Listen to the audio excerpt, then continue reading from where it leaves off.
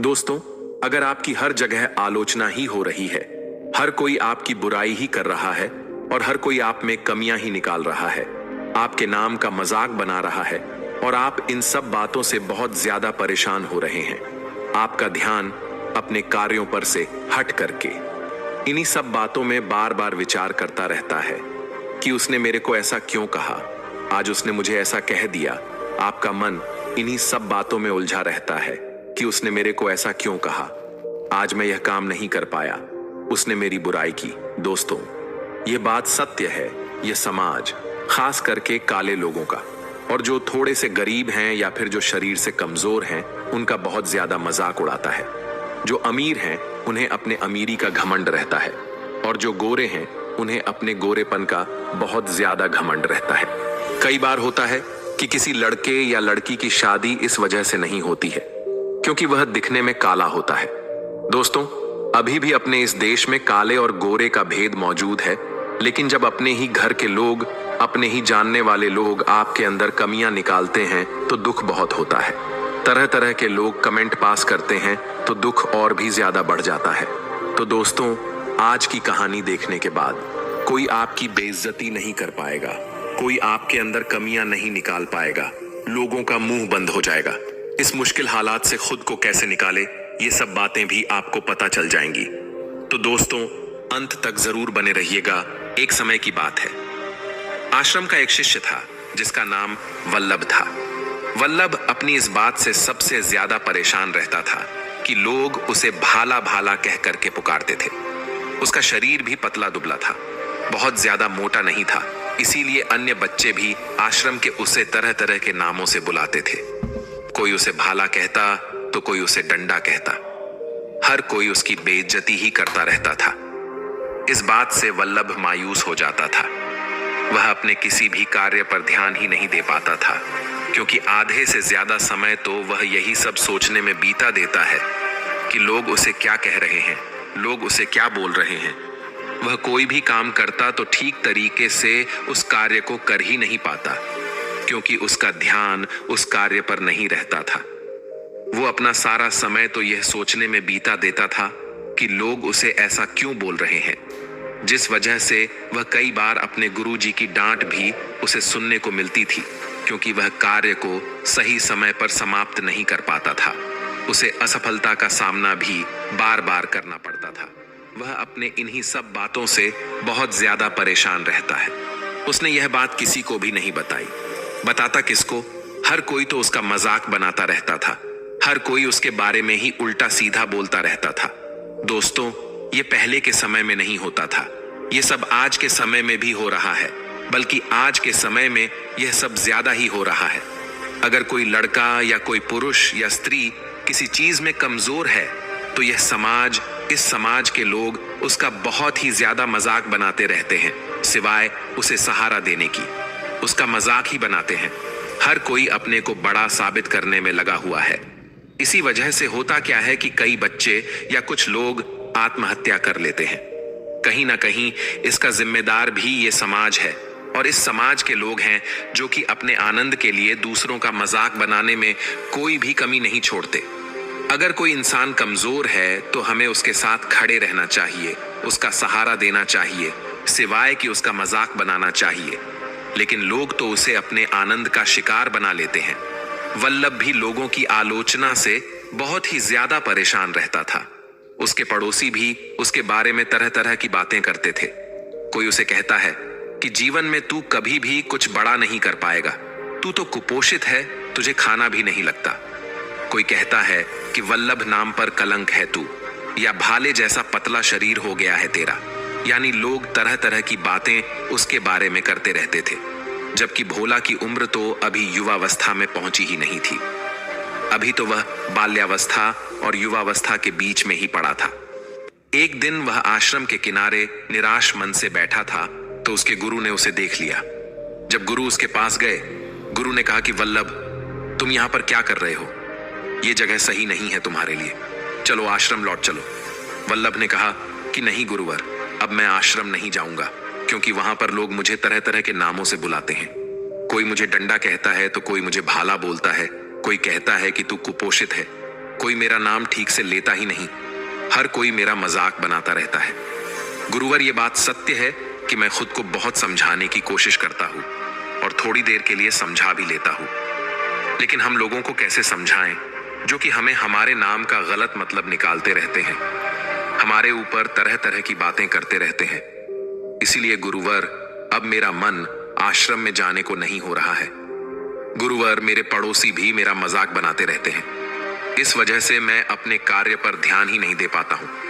गुरुवर, इससे मेरी दिन प्रतिदिन हालत खराब होती जा रही है। गुरु शिष्य की बात को सुनते हैं, चौंक जाते हैं, तब गुरु उसके पास बैठ जाते हैं, उसके सर पर हाथ फेरते हैं और कहते हैं कि मेरे प्यारे शिष्य, तुम घबराओ नहीं, तुम परेशान मत हो, मैं तुम्हारी सारी चिंताओं को दूर कर दूंगा।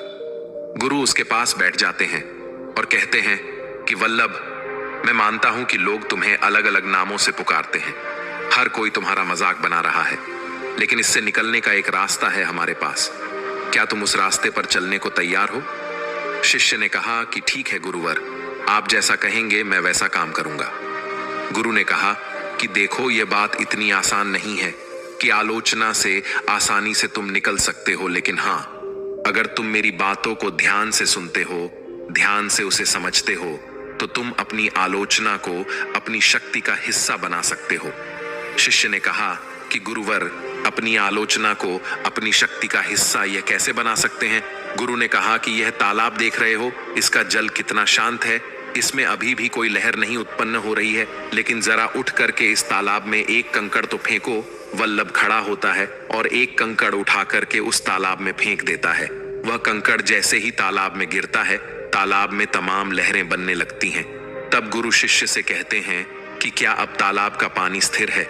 शिष्य ने कहा कि नहीं गुरुवर, अब तो इसमें लहरें बन रही हैं, इसका जल इधर उधर हो रहा है, इसका जल अब अशांत हो गया है। गुरु कहते हैं कि ठीक कहा तुमने, आलोचक लोग भी कंकड़ के ही समान होते हैं। ये कंकड़ बार बार तुम्हें अशांत करता रहेगा। जब तक तुम्हारे अंदर कमियां रहेंगी, तब तक यह लोग तुमको बोलते रहेंगे। ये लोग कंकड़ की भांति तुम्हारे मन को अशांत करते रहेंगे। तभी गुरु एक और पत्थर उठाते हैं और उसे बगल के जमीन पर फेंक देते हैं। तो गुरु उस शिष्य से पूछते हैं कि वल्लभ, ये बताओ कि क्या मैंने जो अभी इस पत्थर को जमीन पर फेंका, क्या इस धरती में हलचल हुई? शिष्य ने कहा कि नहीं गुरुवर, यह हो ही नहीं सकता। जमीन इस छोटे कंकड़ के फेंकने से हिलेगी नहीं।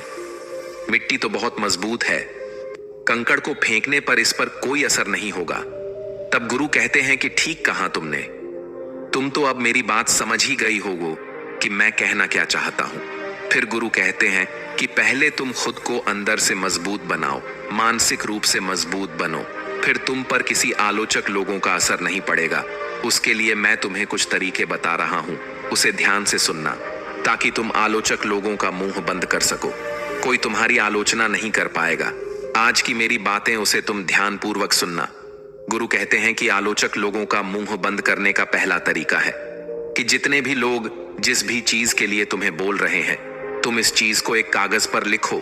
गुरु कहते हैं कि आलोचक लोग जो तुम्हें बातें बोल रहे हैं, उसको एक कागज पर लिखो और यह देखो कि वह लोग क्या बोल रहे हैं, तो तुम पाओगे कि वह लोग तुम्हारी ही कमी को बोल रहे हैं। अर्थात तुम यह समझ पाओगे कि अभी तुम्हारे अंदर क्या कमी है जिसकी वजह से लोग तुम्हें ऐसा बोल रहे हैं।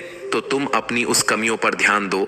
मान लीजिए कि तुम्हें डंडा डंडा लोग बोल रहे हैं, या भाला भाला बोल रहे हैं, या तुम्हें कुपोषित कह करके लोग चिढ़ा रहे हैं, तो तुम्हें सबसे पहले अपने शरीर को मजबूत करना पड़ेगा। तुम्हें प्रतिदिन उठकर योगाभ्यास व्यायाम करना पड़ेगा। उसके साथ साथ एक अच्छी डाइट, एक अच्छा खाना भी तुम्हें खाना पड़ेगा। फिर तुम्हें ना तो कोई डंडा बोलेगा और ना ही कोई तुम्हें भाला बोलेगा, क्योंकि तुम शरीर से मजबूत बन जाओगे। फिर लोग कहना बंद कर देंगे। गुरु कहते हैं कि दुनिया में यही चलता है कि जो व्यक्ति कमजोर है या फिर जब वह मजबूत होकर के निकलता है तो लोगों का मुंह बंद हो जाता है। यानी आलोचक लोग यह बताने की कोशिश करते हैं कि अभी तुम्हारे अंदर क्या कमी है, लेकिन अगर हम उस बुराई को अपनी ताकत का हिस्सा बनाना चाहते हैं तो पहले अपनी इस कमी को दूर करना पड़ेगा। शिष्य कहता है कि ठीक है गुरुवर, अब आगे से मैं इस बात को ध्यान में रखूंगा, मैं अपनी कमी को दूर करने का प्रयास जरूर करूंगा।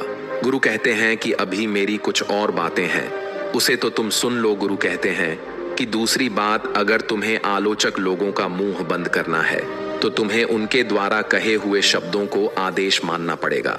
शिष्य कहता है कि गुरुवर, कुछ समझ में नहीं आया कि आप कहना क्या चाहते हैं। तब गुरु कहते हैं कि जब जो आलोचक लोग तुम्हें बोल रहे हैं उन शब्दों का बुरा ना मान करके उसको आदेश समझो।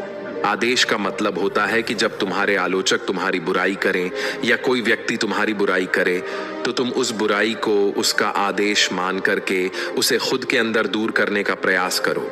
जब कोई तुम्हें डंडा बोले या जब कोई तुम्हें अलग अलग नामों से पुकारे तो उसके आदेश को सुन करके तुरंत प्रतिक्रिया मत दो, बल्कि उस ऊर्जा का रूपांतरण कर लो।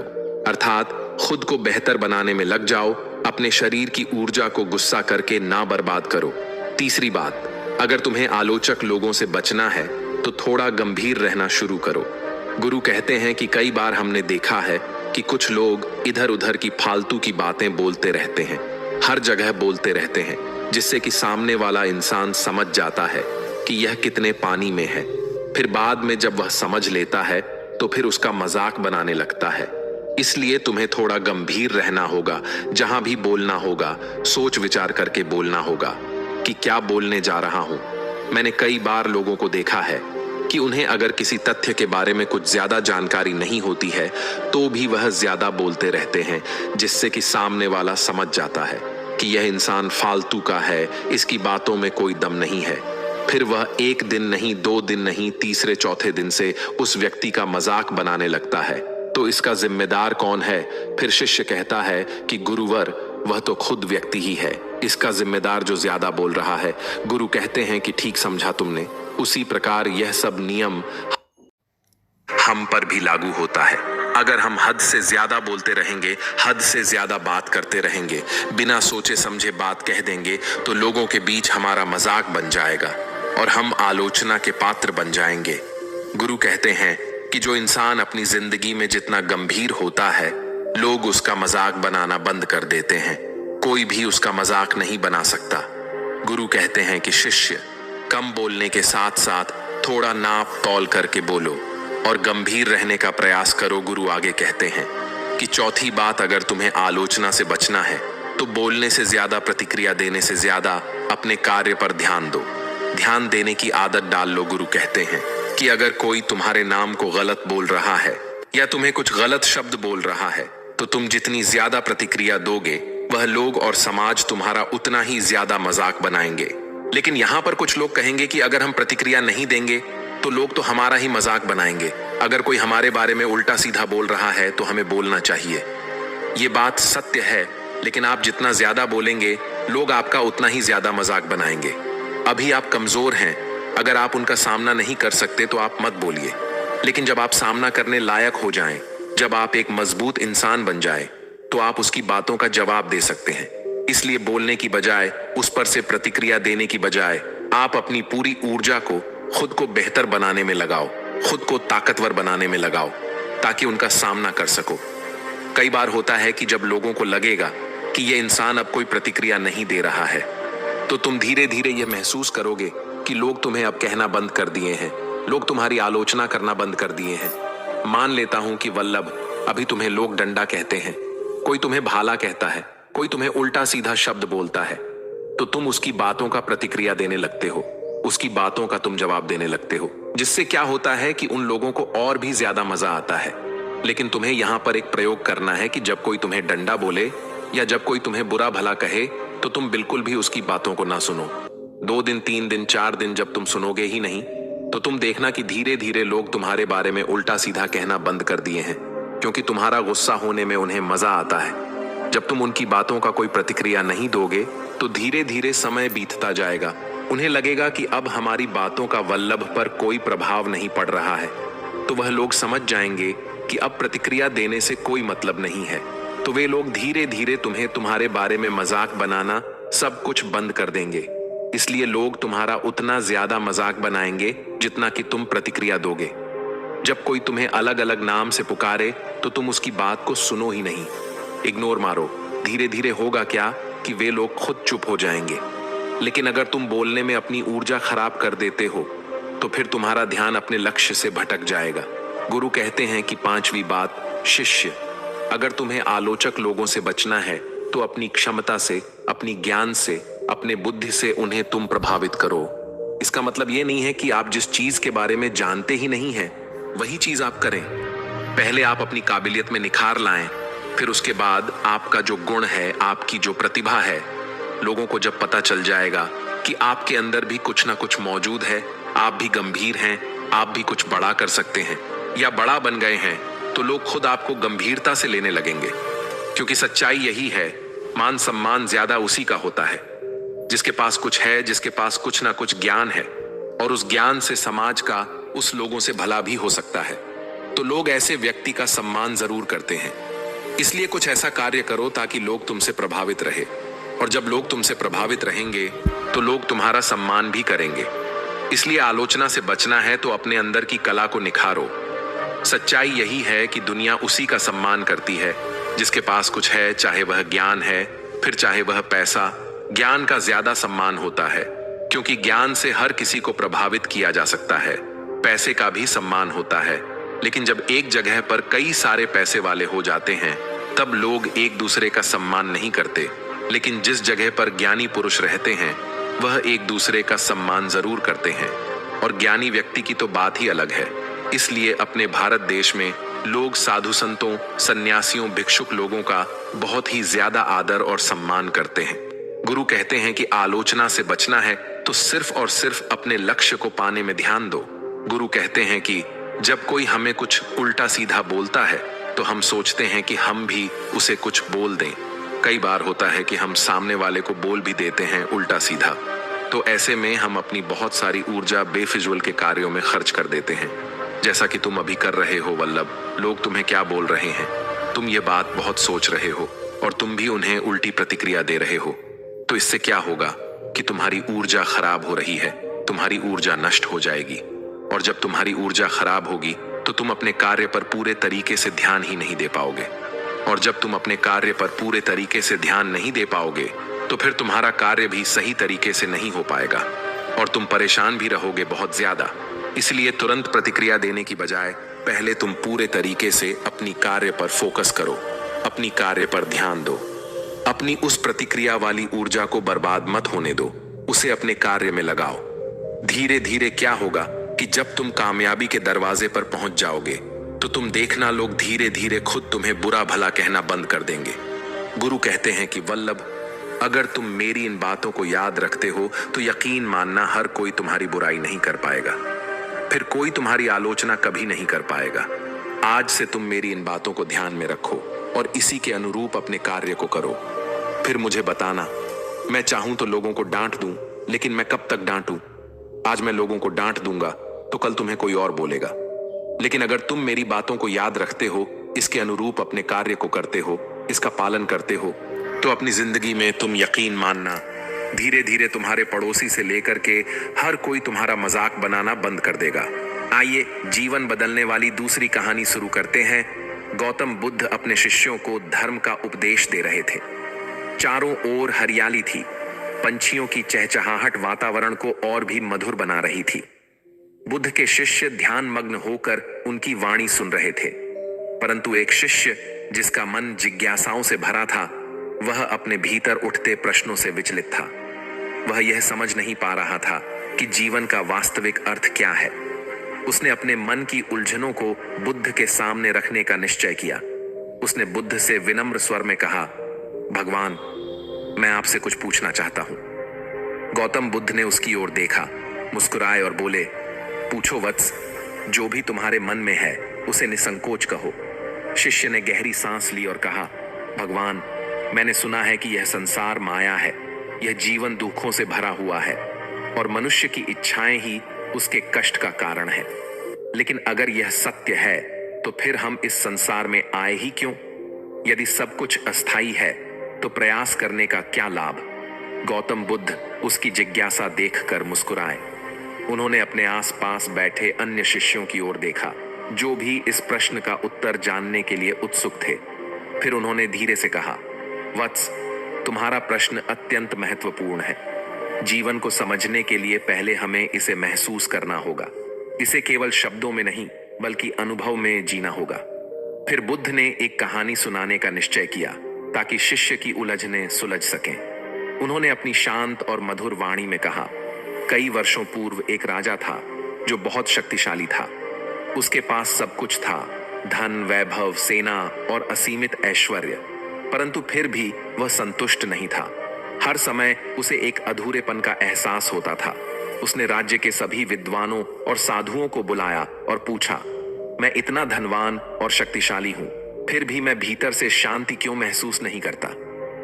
बुद्ध कुछ क्षणों के लिए रुके, फिर बोले, वत्स, यह राजा कोई और नहीं बल्कि हम सभी हैं।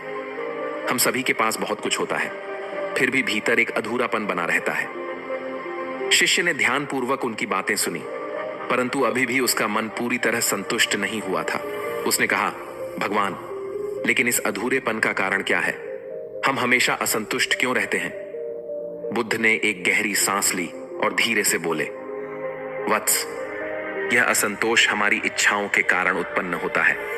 जब तक मनुष्य बाहरी चीजों में सुख ढूंढता रहेगा, तब तक वह कभी संतुष्ट नहीं हो सकता, परंतु जब वह भीतर झांकता है, तब उसे वास्तविक शांति प्राप्त होती है। शिष्य अभी भी सोच में डूबा था। वह जानना चाहता था कि यह भीतर झांकने की प्रक्रिया क्या है और कैसे इसे किया जाए। बुद्ध ने उसकी उलझन को भांप लिया।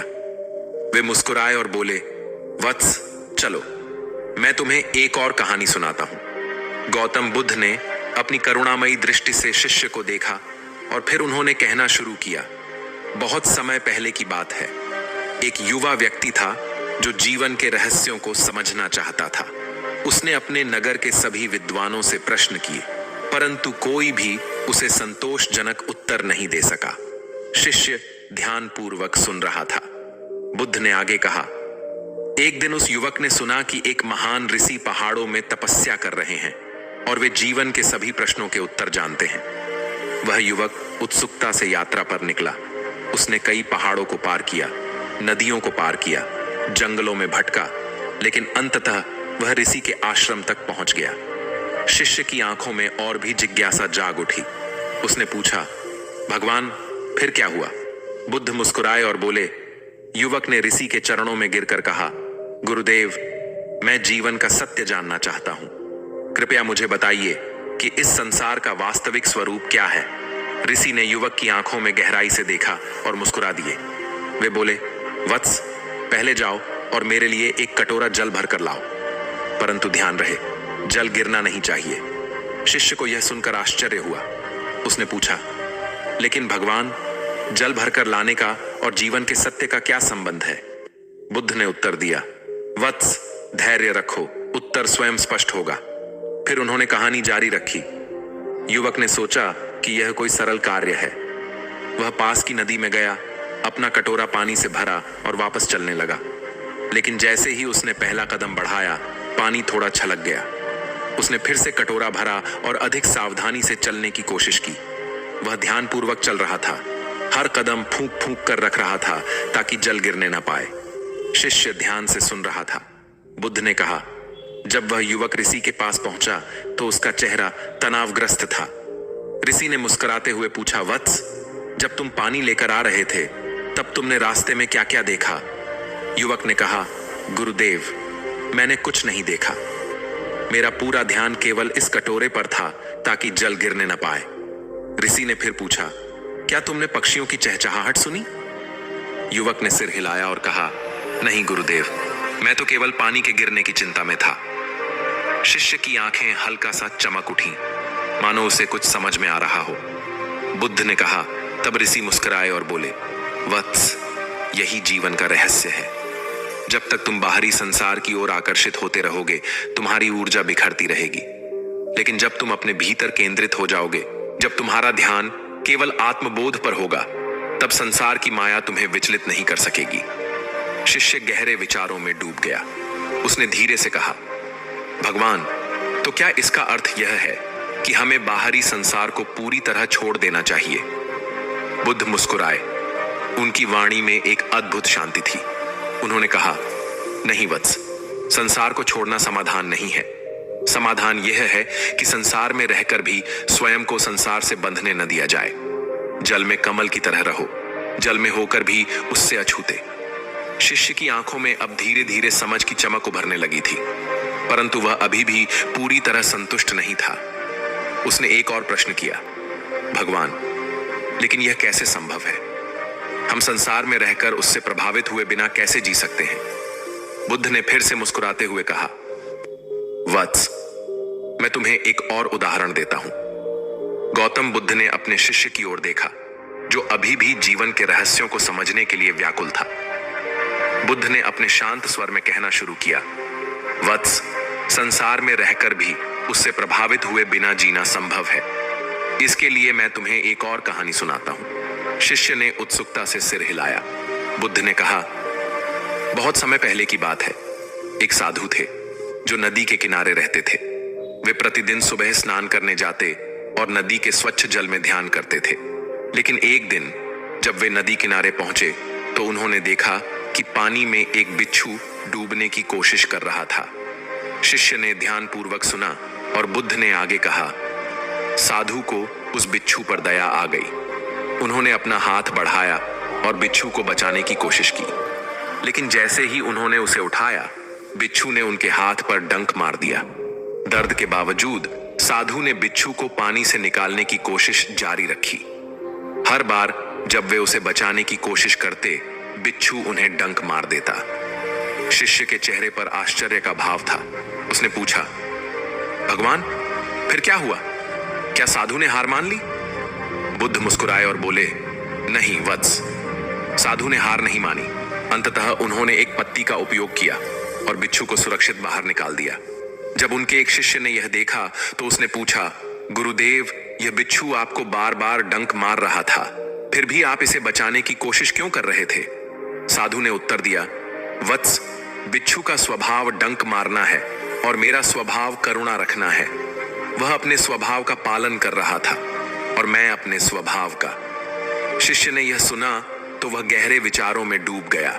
उसने धीरे से कहा, भगवान, क्या इसका अर्थ यह है कि हमें कभी किसी के व्यवहार से विचलित नहीं होना चाहिए? बुद्ध ने सिर हिलाया और कहा, वत्स, यदि कोई तुम्हारे प्रति कटु व्यवहार करता है तो यह उसका स्वभाव हो सकता है, लेकिन तुम्हारा स्वभाव प्रेम, करुणा और शांति का होना चाहिए। यदि तुम किसी और के नकारात्मक व्यवहार से स्वयं को बदल लेते हो तो तुम अपने ही स्वभाव से दूर हो जाओगे। शिष्य की आंखों में एक नई समझ की चमक थी। उसने विनम्रतापूर्वक पूछा, भगवान, लेकिन यह कैसे संभव है? हम तो भावनाओं से बंधे होते हैं। यदि कोई हमें ठेस पहुंचाए तो हमें क्रोध आ ही जाता है।